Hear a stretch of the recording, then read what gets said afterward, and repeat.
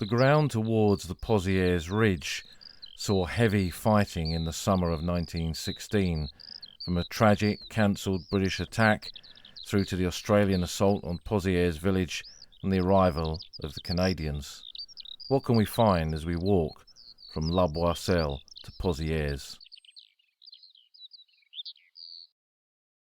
We're back with our now regular fortnightly episode of The Old Front Line, and I think having a main episode every 2 weeks will continue for a little while yet. I've got a busy period of battlefield tours coming up over the next few months, covering locations both on the First and Second World War battlefields. And aside from that, if I'm honest, I still haven't quite caught up from having COVID nearly 2 months ago, and thanks to all of you who sent best wishes and kind comments on social media about that, so thank you for that. I'm feeling a lot better, back to normal, whatever normal is these days, but I am still behind with planning and thinking about the podcast and the episodes for the podcast. A lot of thinking does go into it because there's never a script. I have a running order now, so I don't kind of shoot off all over the place. But because I don't use a script, I like to have some time to think about what we're going to talk about in these episodes, and I haven't had so much of that, as certainly not as much as I would like. But I do plan to have some interviews coming up with some interesting people. So aside from the fortnightly main episodes, I'm hoping to get the odd bonus episode in. And of course, we will have our supporters evenings still every month, and we've got another one of those coming up, I hope, very, very soon. I've just returned from a battlefield trip, not to the battlefields of the Great War, but to some Second World War battlefields in Italy, to Anzio and Monte Cassino. But of course, the paths of all of these battlefields crisscross so often. Anzio, as some of you who follow me on social media will know, is a special place to me because my father fought there in conditions not dissimilar to the Great War, with trenches and observation posts, night patrols, barbed wire, no man's land. And his father had fought at Gallipoli in 1915 in not dissimilar circumstances there. So it was a great parallel in our family history. So whenever I'm there, I think of that. And when I'm talking about Anzio to groups, the subject of the Great War always comes in. You can never see any of these things in isolation. And I think that's really important in our understanding of both world wars. But not just that as well. When I moved on to Monte Cassino, and again, the conditions in Italy generally in the Second World War, it wasn't like Northwest Europe with a kind of rapid 11 months from D-Day to the end of the war in Germany. Italy was a long slog, the soft underbelly of the Third Reich, as Churchill had called it, and the tough old gut, as the men who fought there called it. And there were many occasions in the Italian campaign that had parallels to the Great War, and there were Great War veterans like Alexander, who commanded 15 Army Group, who fought there. He'd fought as an officer in the Irish Guards in the Great War. But about 20 years ago, I had the great pleasure to make several trips with my old pal John Dray. And if you listen to this podcast regularly, you'll have heard John Dray's name before. And I'd like to thank Neil Russell, one of the listeners, who very kindly, on a couple of occasions recently, has gone off the beaten track in Devon to find a few shadows of John's past for me. The sign on John's house, the plot of land that he had registered officially as Mametz after the lads of the 8th and 9th Devonshire Regiment who took part in the attack on Mametz on the first day of the Battle of the Somme. John lived in the village of Lusley, and lads from the village fought in that attack. So he wanted to do this, being a great war enthusiast, a great war nut, passionate about the Great War, whatever we're going to call it.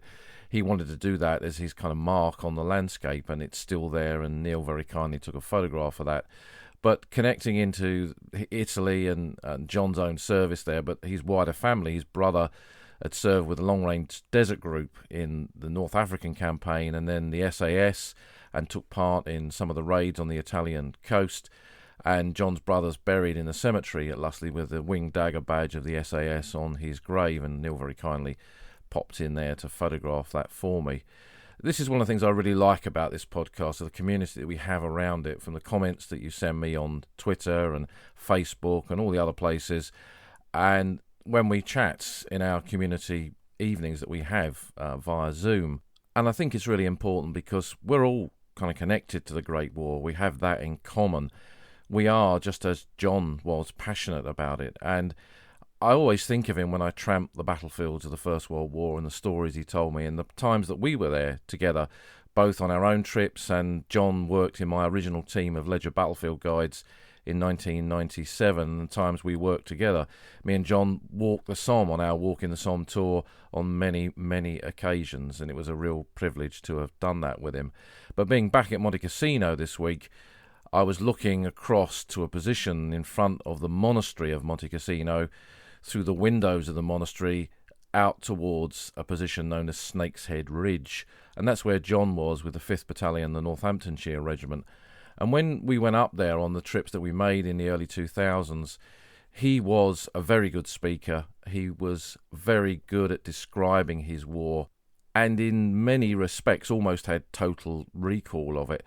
And he'd never been back to Snake's Head since the war, and it really kind of opened up so many memories for him. And it was very much a parallel to the experience that I'd had a generation before, talking to the veterans of the Great War. And when we stood up there, because of his interest in the First World War, John described the conditions and the positions at Snake's Head in that First World War context, because he knew it's something that I would understand.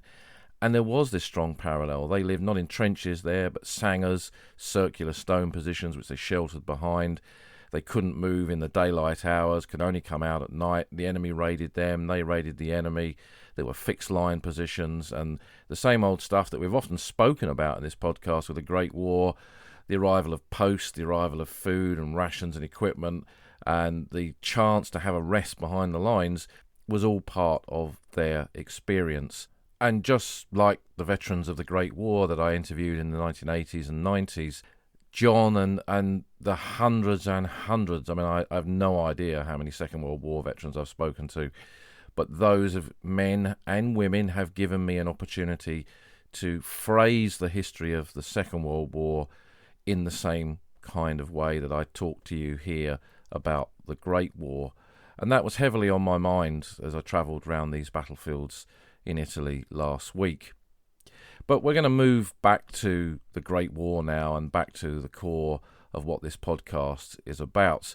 And we're heading off once more this week to the Somme battlefields to connect up some of the places that we've done before. And I think this is important with the podcast episodes, that we can connect them up so you can have a wider context of parts of these battlefields. So this episode begins on the edge of La Boisselle. It goes up into Pozières, and there is a Pozières episode and a La Boisselle to Contalmaison episode quite recently, which will connect into this as well. So it's time to put on our virtual boots, pick up our virtual pack, and head off to the battlefields of the Somme.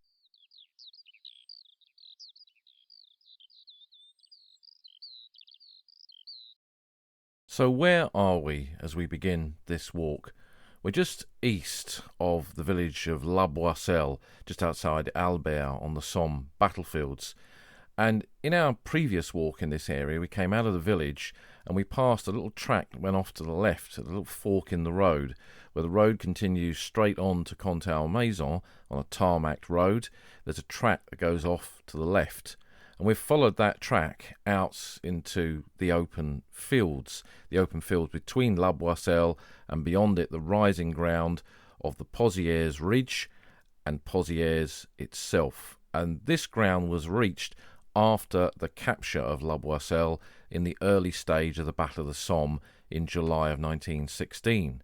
Now, as we discussed in the previous podcast, this ground should have been taken on the 1st of July, on the first day of the battle, when the men of the 34th Division, the Tynesiders, supported by other units, should have advanced through here, pushed on towards the Pozières Ridge, other units passed through them, and the same old idea of the German infrastructure beyond by nightfall, who knows where by Christmas.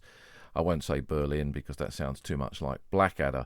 But in terms of what happened here, the reality, of course, on the first day of the Somme was very, very different, and the 34th Division suffered catastrophic casualties in the fighting and got a mere foothold in and around La Boisselle.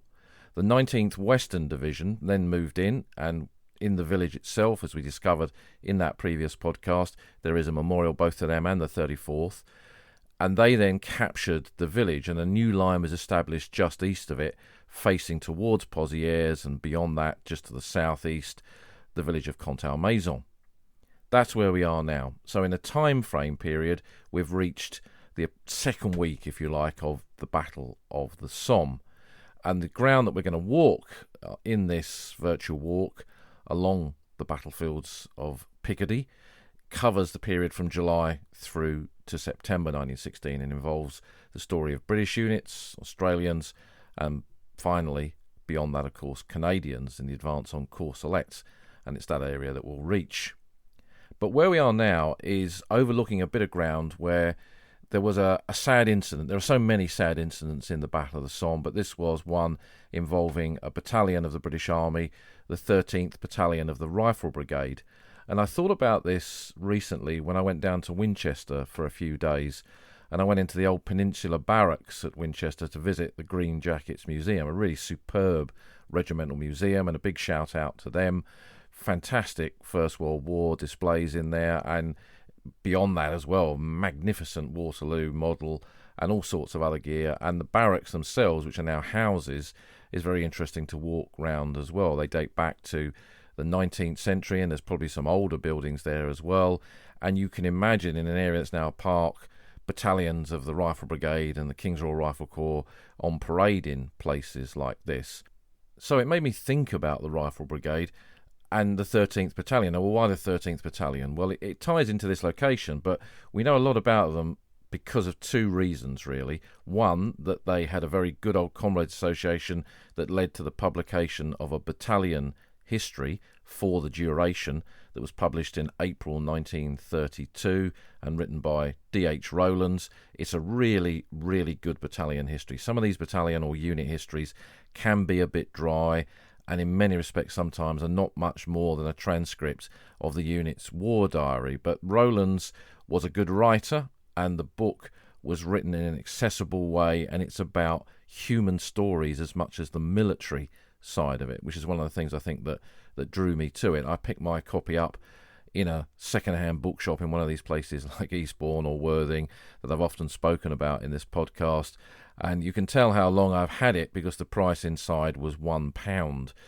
Of course, you can get the book in its original format from book dealers like Tom Donovan. He's someone that I buy far too many Great War books from, but Naval and Military Press have reprinted it, so it's not a difficult book to get a hold of. And I'll look to see if it's on Amazon, and I'll put a link to that onto the podcast website for you, oldfrontline.co.uk.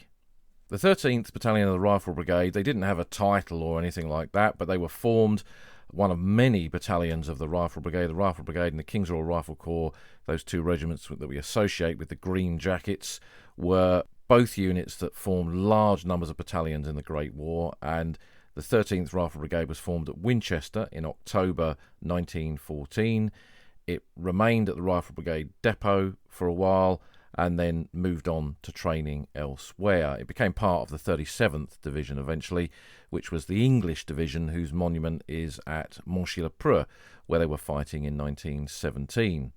Rowland's book on the battalion has a dedication on the flyleaf when you open it up, and it says, "Dedicated to the 768 gallant comrades who perished in the war, and to those others who have since died."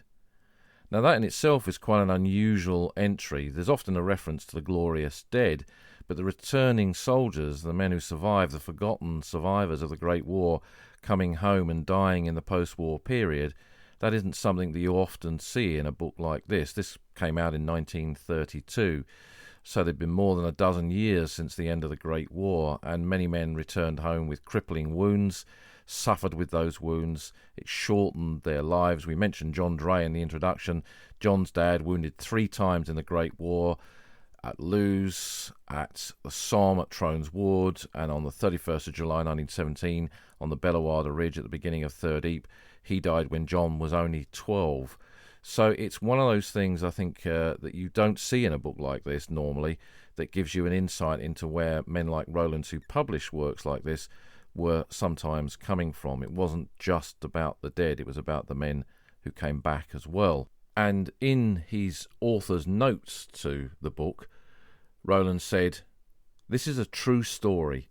It concerns the life of an infantry battalion whose members enlisted for the duration of the Great War.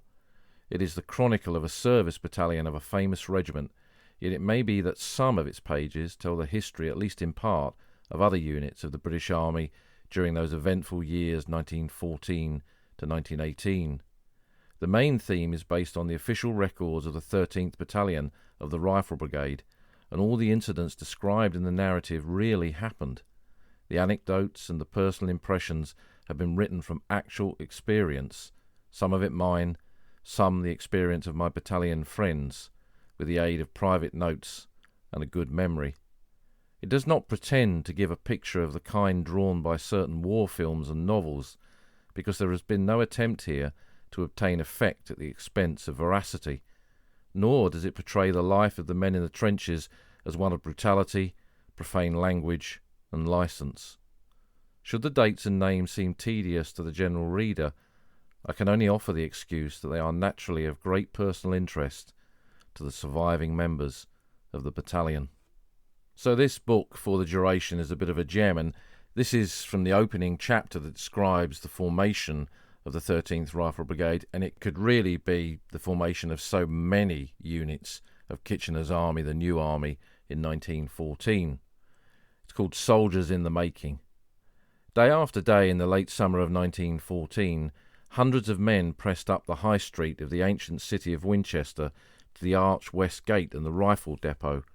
All sorts and conditions of men, navvies, stockbrokers, artisans, clerks, miners, golf professionals, artists, students, they besieged the barrack square and waited long hours until the harassed staff could enrol them. At last they were sorted out, and some of them eventually became the 13th Service Battalion of the Rifle Brigade, a unit which was destined to gain great distinction on the battlefields of France and Flanders. So great was the crush of recruits that the facilities at the depot proved totally inadequate. The dining rooms, which had always been models of military neatness, were now cluttered with the remnants of meals served in relays on half-washed plates.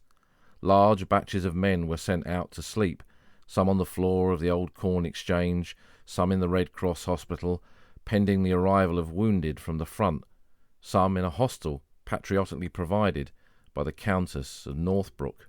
Regular army instructors began at once to make soldiers of us in the crowded barrack square.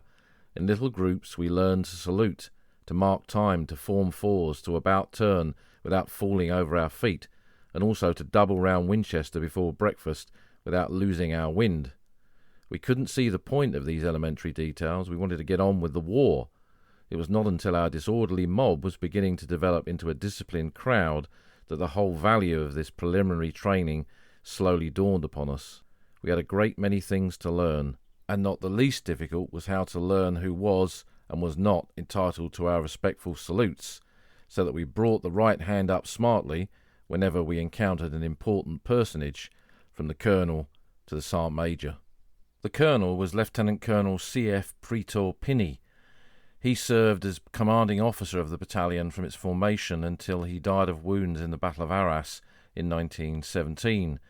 He was aged 50 when he died, so he wasn't a young man. He'd served previously in the army, and he came from quite a wealthy background, having houses in both Suffolk and Chelsea. He'd been educated at Cambridge and then gone to Sandhurst. After a time in Winchester, the battalion moved to High Wycombe and then Salisbury Plain to become, as Rowlands calls it, pucker soldiers, proper soldiers. And then from there they moved to France with the 37th Division, that unit comprised of all those English county battalions and regiments. In July of 1915 they went across to the Western Front into a quiet sector close to the town of Armentières, home of the famous Mademoiselle, in that sector which was a bit of a nursery sector for units coming to the front and learning about the day-to-day activities of trench warfare. In September 1915 they moved down to the Gommecourt sector just north of the main Somme area and held the ground around Monchy-au-Bois, not to be confused with Monchy-le-Preux, Arras. Monchy-au-Bois was a village just north of Gommecourt between the Somme area and Arras.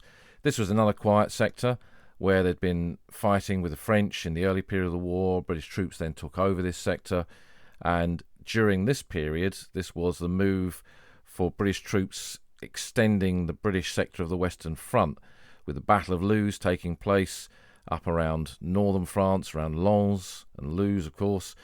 Then in this area, we began to move units down to the Somme for preparations to take over this part of the battlefield as well. And in villages like Bienvillers, which was behind their lines, and Monchy, unit after unit from the 37th Division rotated through here. And we've got quite a lot of accounts of this from different people. And my old veteran pal Malcolm Vivian, who I've mentioned quite a few times in this, who was a gunner officer, forward observer in 96 Siege Battery, Royal Garrison Artillery, he was here during that period as well, spotting for his guns, which were behind the lines on the other side of the village of Bienvillers, dropping down shells onto the German positions around Gommecourt and the line just north of there, before he then moved down to take part in the bombardment around Gommecourt to the south in the 56th London Division sector in the beginning of the Battle of the Somme. The 13th Rifle Brigade, as indeed their whole division did, stayed in this sector until the beginning of the Somme offensive. They were in the next army area. They were not in the 4th Army at that stage. They were outside of that area, but part of the same army that did the Gommecourt diversionary attack when the 46th Division and the 56th London Division attacked the villages there. They were in reserve just to the north. But as the offensive, particularly its heavy losses on the first day, moved forward, and there was a necessity to move down fresh troops to continue with the attack, on the 6th of July 1916, the battalion marched down from that area to the north to the town of Albert to move up to take part in the Battle of the Somme. Now, our other account of the 13th Rifle Brigade comes much later in terms of the historiography, and it comes from Lynn MacDonald.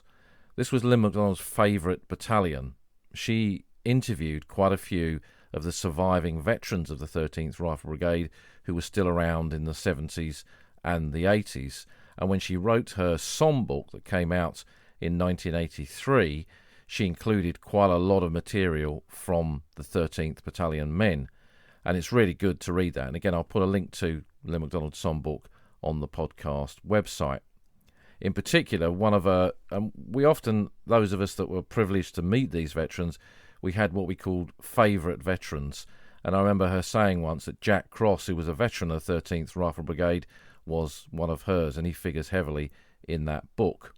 One of those that she spoke to was Rowlands himself, who had written the book, who was alive when she began her period of interviewing veterans, and he gave additional accounts of his service that differ slightly or perhaps enhance what is in the book, and this is his account of coming down to the Somme.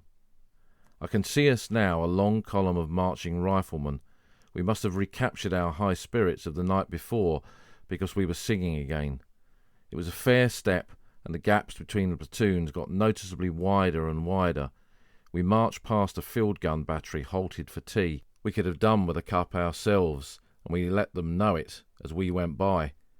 Then we marched past them up a steep bit of road, and as we got to the top of the rise, there were long stretches of canvas fastened to plane trees along the roadside to hide the traffic on the road from enemy observation, and beyond the hill we could see the town of Albert down in the valley. It was funny how the singing died away. Shells were bursting away to the northeast, and there in front of us was Albert, looking fairly intact, but with the battered cathedral tower standing out above it, and the figure of the Virgin holding the child leaning over the town in this sorrowful attitude. I can still picture that stark outline in my mind's eye, and it seemed to me then, as it always did afterwards when I looked back on it, that she seemed to be lamenting the folly of men. So having moved out of Albert, they took over the trenches, the positions just taken from the Germans around the village of La Boisselle in the area where we're standing on this track. And a new attack, a continuation of the offensive, was planned for the 10th of July 1916. This was a 2-battalion attack with the 13th Rifle Brigade in the lead and the 13th Battalion, the Royal Fusiliers, in support. And while they were attacking this ground between Pozières and Contalmaison, units from another division, the Yorkshire Regiment, the Greenhows, were attacking directly the village of Contalmaison itself. The final orders came down to the command post where Lieutenant Colonel Pretor Pinney was, and they stated that they would be supported in this attack by a very strong barrage. So duly at 0 hour on the 10th of July 1916, the battalion went over the top. Jack Cross, Liv MacDonald's favourite veteran, is quoted in her book with the following description of the attack. "We impressed upon the chaps in the platoon, don't stick together, don't bunch, keep apart. If you bunch up, they'll pick you off like rabbits. I was on the left of my platoon, on one side of the tramway, and Sergeant Laney was on my left on the other side, because he was the right-hand man of number 11 platoon. It was only about 100 yards or maybe 150 yards in front of us, the first German trench, and we'd got to go straight ahead and capture that position. The whistle went, and away they went. As soon as they did, you could hear the bullets whistling. I yelled at Laney, 'Look at that lot going through there.' There was a gap in the wire, and the platoon in front of us converged on it and into the gap. They went down, just like that. I should think every man was mortally wounded." But despite these losses, they got a foothold in the German positions. But looking around him, the commanding officer, Lieutenant Colonel Peter Pinney, suddenly realised that they were on their own, that the 13th Royal Fusiliers were not supporting them, and the barrage was nowhere near as strong as been promised. There was no artillery support. Men were falling. No support battalion. It was just them, the 13th Rifle Brigade, exposed and in the open. Ahead of them, the German positions were organised around a defended sunken lane. The Germans had good fields of fire, and beyond that there was a deep valley leading up towards Pozières, where their field guns were located, and very quickly they brought down retaliatory fire to this attack. It was clear to the commanding officer that the whole attack was hanging in the balance. What had happened? What could have been racing through his mind at that point, seeing all this unfold before him? In a shell hole in no man's land, while he was contemplating this, a runner arrived and had caught up with both the battalion and, more importantly, its commanding officer. He delivered a message: attack cancelled. The message had reached everyone except the lead battalion, 13th Rifle Brigade. Now, there could be many reasons for this. Runners could have been shot, could have been hit by shrapnel, artillery fire. The casualties amongst runners, as we know from the movie 1917, were high. So these messages delivered by men to forward positions didn't always make it through, and they certainly didn't in this case. And the battalion had gone over the top with an attack that had been cancelled. So there was no support, there was no artillery barrage. They were literally there on their own. And now the colonel had to extract his battalion under the eyes of the enemy and direct fire from it. With no radio communications, he couldn't just get on the blower and call the men back. He too had to send out runners to the platoon and the company commanders to pass on these messages. The battalion was still fighting in the German positions around the sunken lane, but it was very exposed now. Corporal Joe Hoyle's MM of the 13th Battalion is quoted in Liv MacDonald's book. "Every officer was wounded or killed. We only had one officer left, Captain Riviere, and he shouted across to me, 'Corporal, gather some men together and capture that machine gun post that's doing the damage.' We went up this German communication trench and we found this machine gun. There were only about 6 of us left in the section, and I went ahead, and when I saw the Boche there round the corner, I said, 'Right, lads, get rid of your bombs,' and over went the bombs. We killed those poor chaps. We captured one prisoner alive. I sent him back, and just with that, we had the order to retire. It was about 10 o'clock by then, just getting dusk, and after all that massacre, after we'd taken the trenches, we had to retire." Dusk did indeed allow that shattered battalion to withdraw from the battlefield. Most officers had been killed, wounded, or were missing. 4 company commanders were casualties, most of them dead. The regimental medical officer had been killed as well, which meant that the evacuation of the wounded, the whole process of that had broken down. With no one supporting them and the RMO, the regimental medical officer, killed, that meant that the evacuation of the wounded by stretcher bearers was not going to points where they'd be picked up. So the whole process was really broken at this stage, and that no doubt increased the pressure on the medical services that were there, and sadly resulted in many soldiers dying of their wounds. And because they had made it into the positions around the sunken lane, into the German trenches, they'd left behind a lot of their dead and a lot of their wounded who couldn't be moved. So there were many, many missing soldiers after this attack. Lieutenant Colonel Peter Pinney himself had been evacuated to an advanced dressing station, and he was found there by one of the soldiers in tears, saying, "What a mess they've made of my battalion. What a mess they've made of my battalion. A broken man, really, as a consequence of it. When men go into battle, they know there is a chance they'll always fall, but they like to see some results for the toil and for the sacrifice they've made. In this attack, that was hard to find, and Rowlands in the battalion history called it the tragic summer of 1916. Total casualties in the battalion were 20 officers and 380 men, which was the majority of the officers and about half of the soldiers who had gone over the top that day. In For the Duration, Rowlands wrote, "When the battalion had returned from its terrible experience, there came to the mind of each survivor a cynical and lasting impression of the true significance of modern warfare. Men stood in little groups, brooding on the tragedy and caring not what happened next. Many still wore an ashen grey look, their eyes revealing a half-demented mind. More than one was pondering on the fate of a loved brother, perhaps still alive out there in some ditch filled with dead comrades." And so here, as we stand on this track looking out across this ground where the 13th Rifle Brigade went into that attack in July 1916, we're looking towards the sunken lane, which we'll walk up ourselves later in this walk. Few people can ever come down here, but it's one of those corners of the Somme where in a tragic battlefield the tragedy seems even more intense than usual.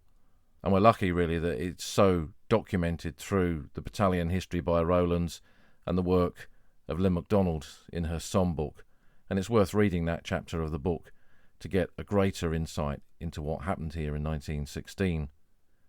We'll then return our way down the track to the La Boisselle-Contalmaison road, and we'll go left there and walk along the road.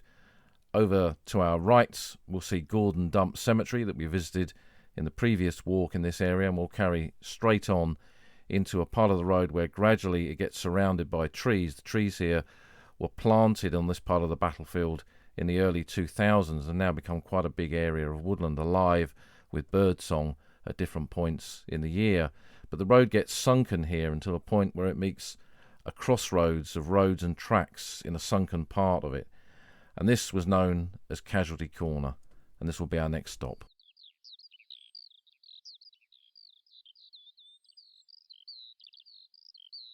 We've come down into the sunken part of the road between La Boisselle and Contalmaison, and it's surrounded by this area of planted trees, planted in recent times.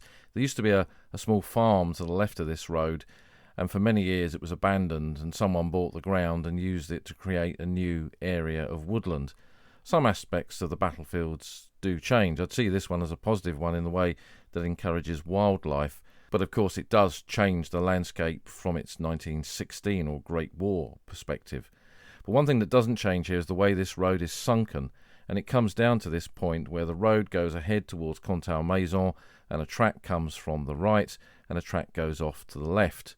Now this was known during the war as Casualty Corner because following the advance as it moved forward with the capture of Contalmaison and the fighting around Pozières, casualties were evacuated back down through here and then taken to the casualty clearing stations in Albert and indeed beyond. So this was a main route for soldiers with serious wounds coming back from the different attacks. It would have been a hive of activity during the Battle of the Somme.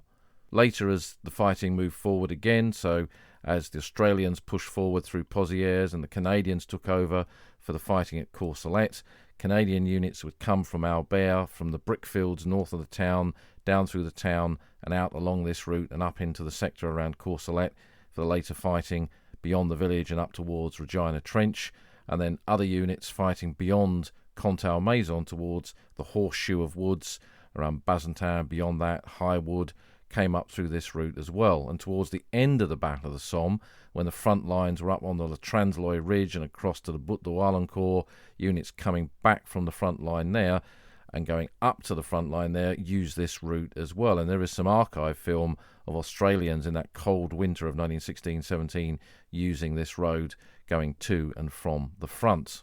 We turn left here onto the track that goes up towards Pozières village. It was known during the war as Dead Man's Road because I suspect there was a dead of both sides here until they were properly buried, perhaps some from the 13th Rifle Brigade attack, because we're coming into the sunken lane that formed part of the German defences here, and perhaps some of the German defenders. And as the Australians made their advance up through here towards Pozières, no doubt some of their dead too. At different points along the sunken road, you can stop and look to your left, back towards the track where we were in the fields outside the village of La Boisselle, and get a German view of the ground over which the 13th Rifle Brigade advanced, and see what a field of fire the Germans had from these positions. Exposed and open, the 13th Rifle Brigade on its own didn't really stand much of a chance there. But one thing that you come up to on the right-hand side is a bunker. Now, this is not a big German concrete structure like Gibraltar was up in Pozières itself. This is almost certainly a British bunker. How do we know that? There is some very good books about bunkers in the First World War, but even just standing here you can tell immediately because the door is facing towards Albert. So that means any shell coming from the direction of Albert, i.e. from the original positions held by the British Army, would have gone straight through the front door, straight into the bunker, and killed or wounded everybody inside. So when the Germans, if they'd have built this, it would have been on the other side of the sunken lane, with the door facing away from Albert, so that shells didn't come in through the front door like that. So it's likely that this was built, and you remember that the crossroads back where we've come from was called Casualty Corner.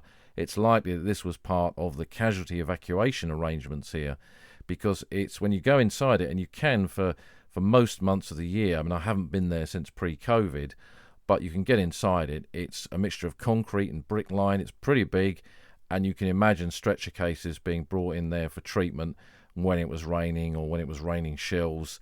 So I would guess that it's probably part of that. So it could have been a military foot police bunker used for them to shelter in when they were controlling the traffic around Casualty Corner and on the road, that vital route to and from the front line between the rear echelon around Albert and the front lines wherever they were at different points in the battle. It wasn't uncommon for this kind of infrastructure to be put in place for the military foot police to go about their business. There's a bunker near Hellfire Corner at Ypres that was built for that purpose as well.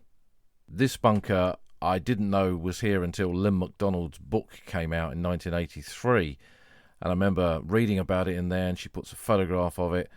And when I next had a chance to go over, scrabbled around with some friends, and we found it here. And one friend, a collector of militaria, walked up to the bunker and pulled a British bayonet out of the bank just by the side of it. Whether that had been used to pin down some telephone wire or something else, who knows? But it was this great kind of connection to the fact that troops had once occupied this position. Those days in the 80s on the Somme, this kind of artefact was everywhere. Helmets in the corner of fields, bayonets, rifles, and all sorts of other paraphernalia just lying around. A lot less common these days. And of course, with professional battlefield conflict archaeology going on, what do we do when we find it? Should we just leave it for future archaeologists, or is there so much of it that we can pick it up? I mean, I don't have an answer to this. It's hard not to pick it up, I'd be perfectly honest and say that, but it is part of the archaeological record. But the battlefields here are so vast, so dense, so in depth, and there's so much material here. Where do you stop? Legions of archaeologists could be working here for all time almost. Maybe they should be. Again, I'll leave you to make that decision. But this bunker is an important British bunker of the Battle of Somme. There aren't that many British bunkers from the period of the battle in this area that you can just go into or come up to like this, and it's worth having a little walk up here to come and have a look at it next time you're over. Sunken lanes like this were always dug into on one bank or other. It's likely that the Germans had dugouts on the left-hand side, perhaps not concrete or brick-lined, but they definitely would have had them here. The valleys in and around the sunken lane where we are were certainly used by German artillery before the Battle of the Somme, and then later on, as the offensive moved forward, British artillery would have come into the same valleys, and Australian guns and Canadian guns as the fighting moved into Pozières and Courcelette, and there would have been other dugouts. This one survives because it was so well built. The others have collapsed in on themselves, and they were sealed up. There was a period in the early 20s when the French government went round filling in or sealing up these bunkers and these dugouts in places like this because it was believed they were being used for smuggling for contraband goods. This is reported in quite a few of those interwar books that talk about battlefield pilgrimage and how the battlefields were changing. And just as clearing up the battlefields of artefacts and barbed wire and filling in the shell holes, these kind of subterranean positions offered their own kind of problems to the people in the post-war world, and continue to this day, because there's been a lot of development, even on the Somme, which remains one of the more open landscapes, still retaining most of its kind of geography and not affected in the way that development has affected the ground around Ypres, for example. But even so, when things have been dug, they've been built on top of dugout systems that people don't even know is there, and you can see cracks in the walls of modern houses which really shouldn't be there. The nature of the ground of the whole Somme battlefield, pulverised by shell fire, and probably never really suitable to build anything of any size on again, although they've had a pretty good go at it with one or two factory units and logistics hubs, particularly up towards Bapaume in recent years. If you come into the Somme via Bapaume, you'll know what I'm talking about. There's a massive, great big structure been put there, dwarfing a wartime bunker that was just on the edge of the approach to the village of Gravilliers. Continuing along the track, we come nearer to the village of Pozières, and we can see Pozières sitting on the ridgeline, the high ground. This is its importance, really. Pozières sits on this high point, some of the highest features on the Somme 1916 battlefield, dominating this central part of the battlefield area, why the Allies were keen to take it and why the Germans were keen to defend it. And we're coming into Pozières from the direction the Australian attacks came in the assault on the village. A little bit further up, we come to a quarry known as the Chalk Pit in the Australian accounts of the fighting here in July to September of 1916. This was also used as a headquarters, and there would have been dugouts in this area for sure. Battalion headquarters, medical facilities had their positions here, and the Australians used it as their main headquarters post for units that were fighting in and around the village and over towards the German defences in what was called the OG lines, the old German lines. Post-war, the quarry seems to have been used as a dumping point for ordnance, for shells and grenades and ammunition that had been found and cleared from the surrounding battlefield. I picked up a collection of photographs from a soldier who'd served with Imperial War Graves Commission just after the war in one of the Graves registration units, and he took a whole load of photographs of the Somme area at that time, one of which is a massive, massive pile of Granatenwerfer, German trench mortar bombs, Mills grenades, high explosive, machine gun ammunition, helmets, all sorts of gear that were in this quarry awaiting disposal, whether for scrap or being blown up in the case of the ordnance. And I know a couple of local collectors in the area also used it as a place if they found a shell which they were looking to deactivate, and believe me, there were plenty of people who did this, make that part of their collection. They would often bring it to here, leave it here, and then come back and do it another day, or they would dump shells here that they couldn't deactivate because they knew they had gas in and it was unsafe to do that. I mean, this is a mindset that often we find difficult to understand, but there were collectors here who were pretty convinced that they were able to do this kind of stuff, and they did it. And one of them told me a story once how he found a particularly rare large caliber shell, and I can't recall whether it was German or British, but it doesn't really matter. He brought it into this quarry and he deactivated it in 2 stages, soaking it in petrol to loosen up the fuse on the top of the shell, and then unscrewing that and taking that off and then exposing the charge inside, and then he'd kind of bury it and burn it, set fire to it to try and burn out the explosive. And that was a risky business because the fire could obviously cause the shell to explode. Even taking the fuse out was not a desperately brilliant idea because there could be some residue of the explosive that had weeped into the grooves of where the shell fuse was screwed in, and unscrewing it, even with petrol in there, you were essentially taking one type of metal with explosive in the middle and another type of metal and grinding the explosive between 2 pieces of metal, which is not a good idea either. Anyway, the fuse was taken off, the shell was buried, set fire to, and he went off into Albert to do his shopping. And as he was driving back up the Albert-Bapaume road, back up towards Pozières, he saw a massive flame suddenly erupt from the quarry where the shell had indeed caught and had lifted itself upwards as the flame had shot out the end of the shell. The explosive had burnt, caught fire, and the flame had come out and the shell lifted upwards and the flame shot straight up in the air for all to see, including the local gendarmes. So he didn't go back there, and he didn't go back there for quite some time to keep well away from that and make sure there was no connection between him and that incident. So this is something, of course, which we would highly recommend that you do not do under any circumstances, but it shows that in the old days on the Somme, the old generation who'd been here all their lives, some of them back to that interwar period, believed not only were they a bit invincible with this stuff, that they knew how to dispose of it and then clear it, clean it, and bring it into their collections. And indeed, there were many collections on the Somme formed from this deactivated, in inverted commas, ordnance that was found in and around the battlefield area. So from the quarry, we move up into the outskirts of Pozières village, following the direction of the Australian attack here on the 23rd of July 1916.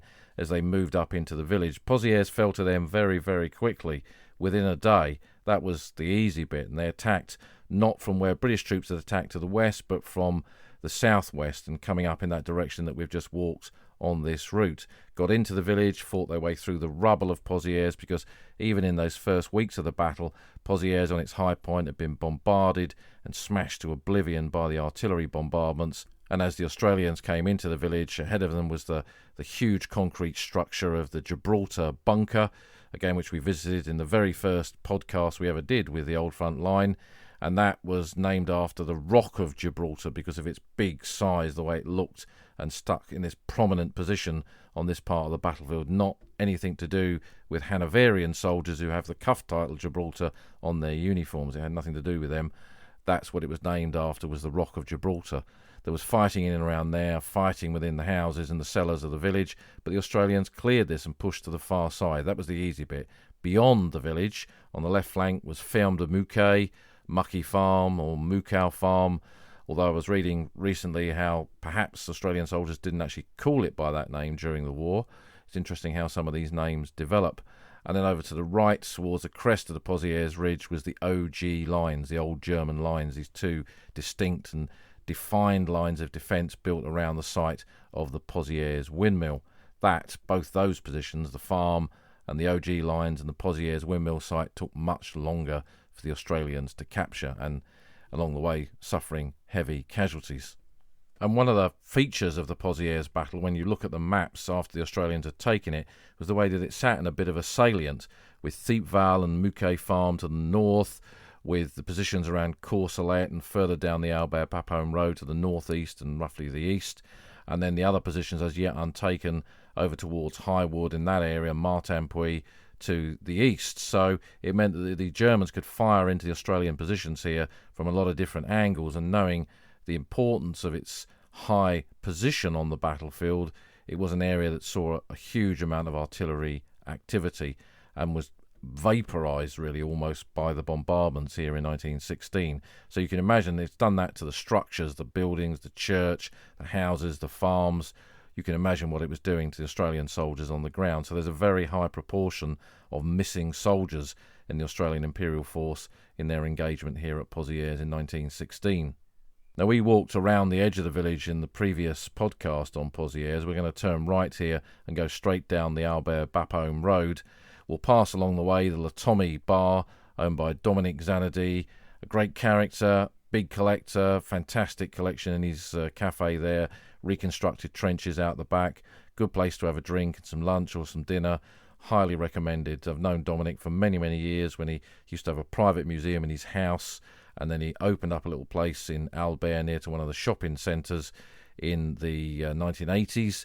And then he became the first curator of the Musée des Abris, as it was in those days, the Somme Museum in Albert. And then later he bought the Pozières Café from the Brié family in Pozières, who ran it for many, many years, and then opened up Latomy and has been here ever since. Dominic's done a lot of work over the years to help recover the dead. When farmers find bodies, often Dominic is the one they come to first, and then he then speaks to the Commonwealth War Graves Commission or the Volksbund, if it's German, and these soldiers are recovered. So he's done a lot of good work in ensuring that missing soldiers are recovered and properly buried, and in many cases identified as well. And from here we'll follow past the cafe, going down the full length of the village It's rebuilt now. There are some new houses here. There's a lot of 1920s buildings. A village completely destroyed, as we've said, rebuilt, typical of so many villages on the Somme in 1916. And at the far end of the village, just as we reach the water tower, that'll be our next stop.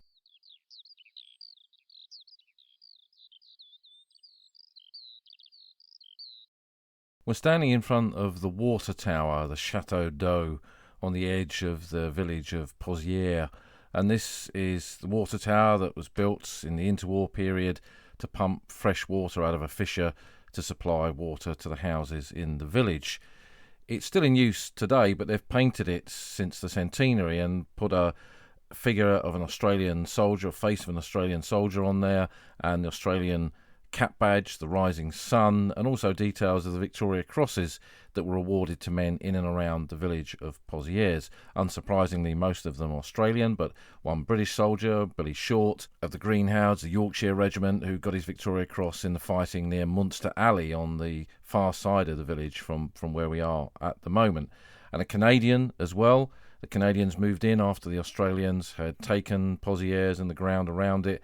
And before the attack on Courcelette, the Canadians took part in some minor actions around the village, and one of those involved the 2nd Battalion Canadian Infantry, who took part of the German trenches to the southern side of the Pozières windmill site on the 9th of September 1916, and a party of bombers in that battalion, led by Corporal Leo Clark, who came from a street in Winnipeg where 3 men from that street would be awarded the Victoria Cross. He went into action, and during the fighting there, for his gallantry, he was one of those 3 men awarded the VC. He went on to fight, promoted to sergeant, went on to fight in Courcelette and the battles towards Regina Trench, where he was wounded, evacuated down, and he died of wounds on the French coast and is buried near Le Havre. So those are the 5 Victoria Cross recipients, 3 Australian, Billy Short from the British and Leo Clark from the Australians. And I think what it shows is the connection the people of Pozières have got to the Great War. A lot of these communities on the battlefields are connected to it. They have their own ceremonies. On national days of remembrance in France, they go down very often to the local British and Commonwealth cemeteries and lay a wreath. Or you see local people in those cemeteries all the time and signing the visitors book. And that engagement with the Great War and their landscape can only be a positive thing. Now, the busy modern world thunders by at this location, and we're going to walk down the street, down the road now, towards the crest of the Pozières Ridge here to the windmill site. Now, before the Great War, to the left-hand side of the road here was a towered windmill made out of stone. There's some photographs of it in some of the German books on the Great War, the An der Somme, the photo books that were published during the conflict. And I'll put a couple of those on the podcast website so you can see what it once looked like. What it later looked like when the Australians and Canadians were here was just this lunar landscape of shell craters. And this position, being on a high point, had 2 defensive trench lines around it, which the Australians called OG1 and OG2. OG standing for Old German Line, so Old German Line 1, Old German Line 2. Now, why they use that phrase, Old German, I don't really know, because these trenches weren't that old, and they were part of the in-depth defences the Germans had built in this particular sector. But that's the name they gave them. It was a strong position. When you stand here and look back towards Pozières, and you can see the ground around you. In fact, on this particular spot here, you can see both ends of the Somme battlefield. You can look to the north and follow the electric pylons up towards Gomecourt, and then go round the corner of the hedges where the radio mast is at the Pozières windmill site, and look to the south and see the church spire of Montauban. So Gomecourt at one end, Montauban at the other end. So today we can see an incredible distance, and the Germans obviously could do the same, certainly back to Albert from here, with all the landscape smashed by artillery fire. And they defended it, and the Australians spent really most of their experience in the Battle of the Somme trying to take this ground, following the initial attacks in July, in the fighting in August, leading up to when eventually the Canadians moved in September of 1916. By then, the windmill was just a pile of rubble. The Germans had concreted some bits of it, and you can still see some of that concrete in the 2nd Australian Division Memorial that sits on the site where the Pozières windmill was located. When I first used to come here, it was surrounded by a hedge. It had a little wooden gate and a fence, and you went down the path into it. A few years ago, they renovated the site. The gate's been removed, which is a bit of a shame because the gate was a wooden gate with a carved badge of the Australian Imperial Forces on it. And I suspect that was probably the original entrance that was placed there in the 1920s. I hope somewhere that may have been preserved. And there is a memorial in here, Portland Stone Memorial, that records quite rightly that Australians fell more thickly on this battlefield than any other of the war. The Australians lost almost as many men at Pozières in the July, August, September battles as they had done in the entire Gallipoli campaign of 1915. So it was a terrible cost that they paid here on the Somme to fight over and take this ground. And where the 2nd Australian Division Memorial is located, it overlooks the ground where on the 4th of August 1916 units from that division made their attack on the OG lines and largely captured major chunks of them. Now, when I lived on the Somme, I attended quite a few reburials on the battlefields over those years, and one that happened in the village of Courcelette at Courcelette British Cemetery in 1998 was the reburial of Private Russell Basisto. He was an Australian soldier who had been killed on this spot on the 4th of August 1916, posted missing. His name was on the Villers Bretonneux Memorial. That's the Australian memorial to the missing that commemorates Australian soldiers who fell in France who have no known grave. I think something like half the dead, or maybe even more than half the dead, of the Australians killed at Pozières in 1916 do not have a known grave. We were speaking earlier about the terrible bombardments that were here and the huge amount of artillery that was dropped onto this landscape, and it destroyed field graves and it destroyed bodies that were not buried, and that's why I think there were so many missing here. So the Villers Bretonneux Memorial commemorated those who had no known grave, and like I say, very high proportion are Pozières casualties. Russell Basisto from a small village in South Australia was one of those. And in the 90s, a farmer who owned the grounds around this memorial was ploughing. As he ploughed many, many times, when his plough snagged in something, and it snagged the body of Russell Basisto. He was lying there, probably in the bottom of a shell hole, with a Lee Enfield rifle with his full equipment, and the equipment was made out of kangaroo hide. The leather equipment the Australians had, they couldn't produce enough webbing equipment, and the British couldn't produce enough to send to them, so a copy of the webbing gear was made out of kangaroo hide and issued to Australian troops. It didn't have a massively good reputation. It was considered uncomfortable to wear compared to the webbing gear, but it was used by quite a lot of Australian units, particularly in the 2nd Australian Division. They'd served at the end of the Gallipoli campaign and then reformed in Egypt before they'd been sent off to the Western Front. So he was wearing this gear, and it kind of held the body together, really.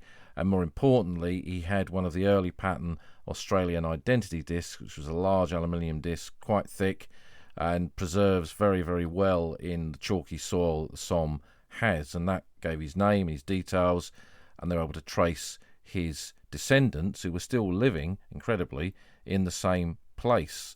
And I spoke to a member of the Australian Forces who went there to give them the news, and they went to the place where Basisto had come from, and his name was on the war memorial, and they went to the house, and when they went in the house there was a picture of Basisto hanging on the hallway and in his uniform. So it was just one of this incredible kind of stories of closure. A soldier missing for all those decades, finally a knock at the door to report that he'd been found in a French field, and the family came over, and the battalion that he served with still existed within the Australian Forces today, and they came and attended the funeral and carried his coffin to Courcelette British Cemetery. And if you ever pop in there, you'll find his grave. His name is in the register, of course. You go in, he's over towards the right-hand plots of the cemetery at Courcelette. The area where Basisto was found is now grassed over. There was a project here in and around the centenary period to turn this into an Australian memorial park, and at one stage when I came here in 2016, they'd planted white crosses in memory of all of the Australians who were missing at Pozières, and laid out the line of where the OG line was across this bit of field.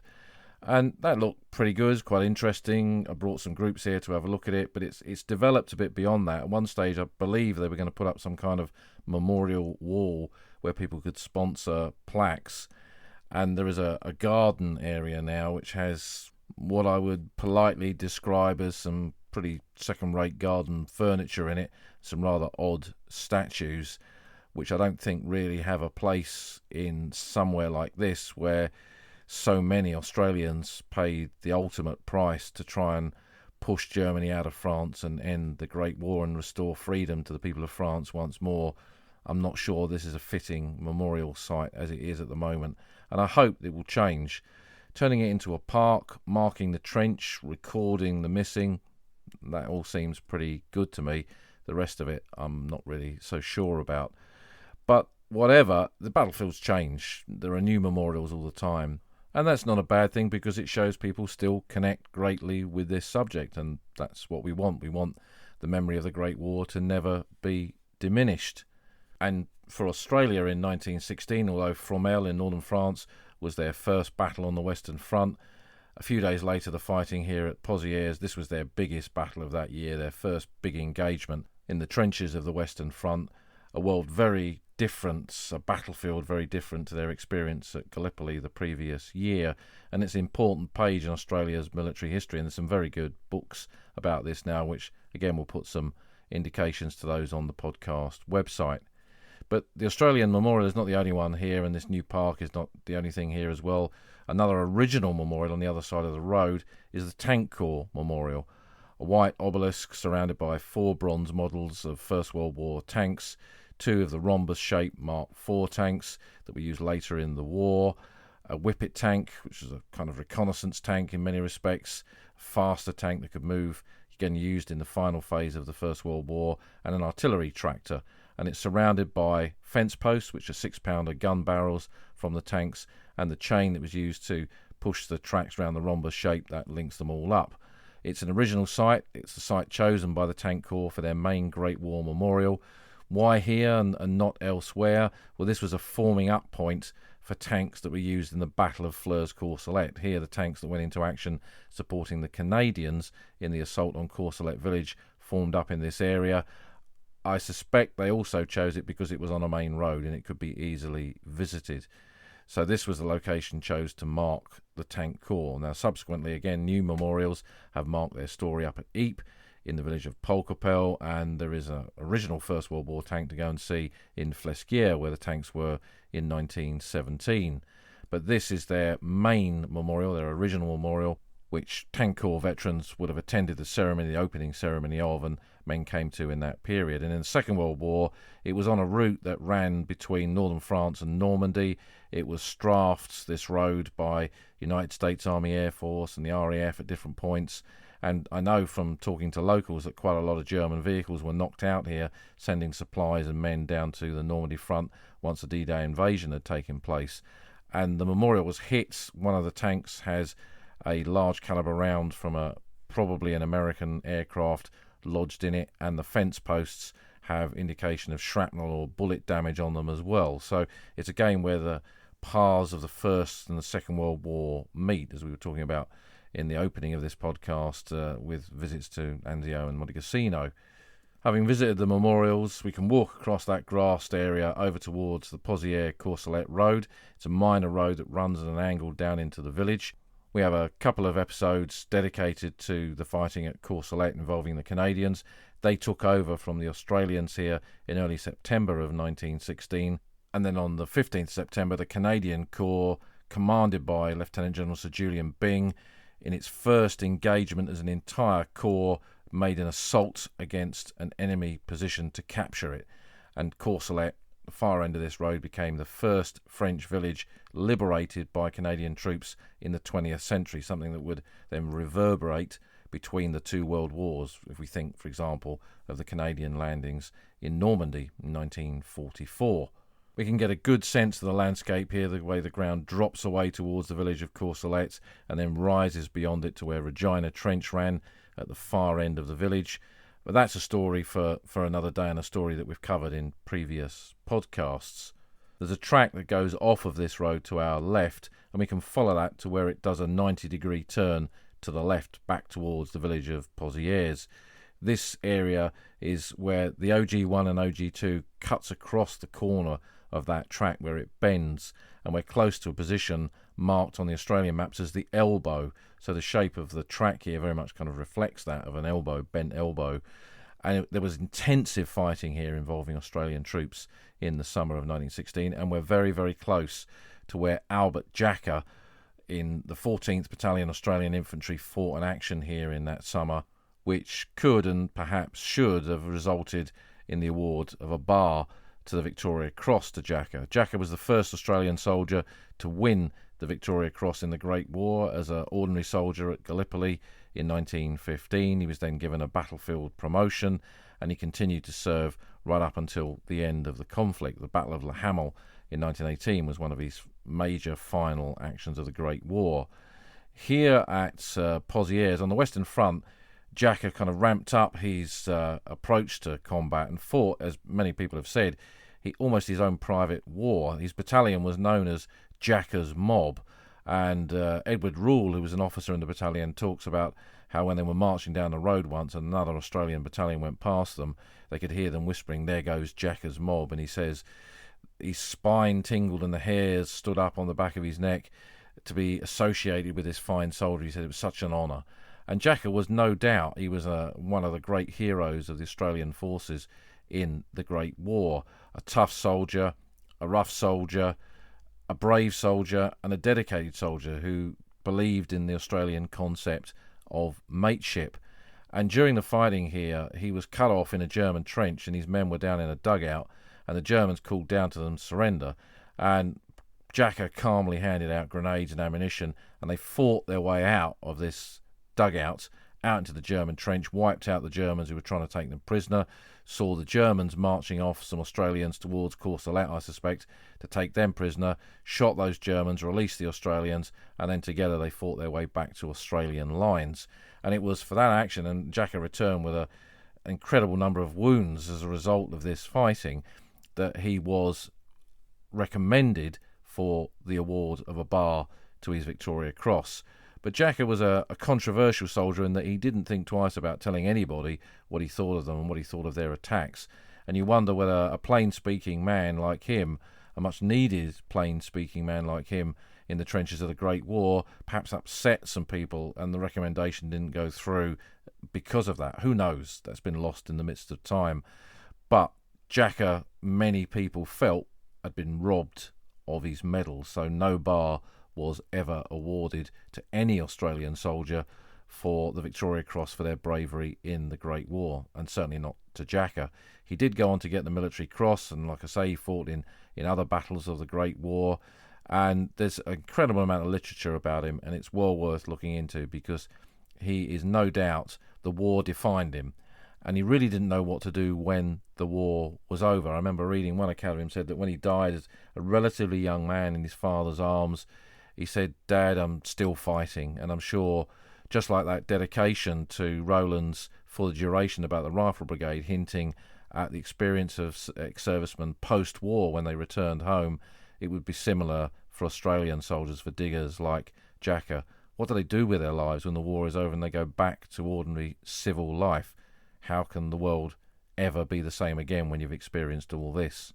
And I think that reflecting on the recent trip I've made to Italy and how I've thought about the veterans that I've travelled around those battlefields with, and standing here now at the elbow where so much fighting took place, many thousands of Australians and then later Canadians, and of course many German soldiers died. It isn't just the dead. The dead are the most visible reminders of any conflict on any battlefield, and when we come here we see and rightly visit the cemeteries. But the forgotten survivors who returned home, we have to think of those as well, and I think the battlefields do give us that beacon to do it.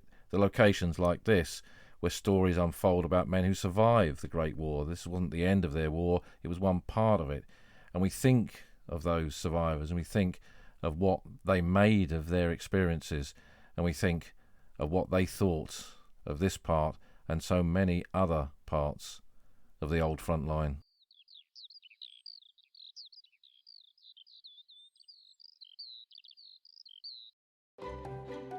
You've been listening to an episode of The Old Front Line with me, military historian Paul Reed. You can follow me on Twitter at Somme. You can follow the podcast at Old Frontline Pod. Check out the website at oldfrontline.co.uk, where you'll find lots of podcast extras and photographs and links to books that are mentioned in the podcast. And if you feel like supporting us, you can go to our Patreon page, patreon.com/oldfrontline, or support us on Buy Me a Coffee at buymeacoffee.com/oldfrontline. Links to all of these are on our website. Thanks for listening, and we'll see you again soon.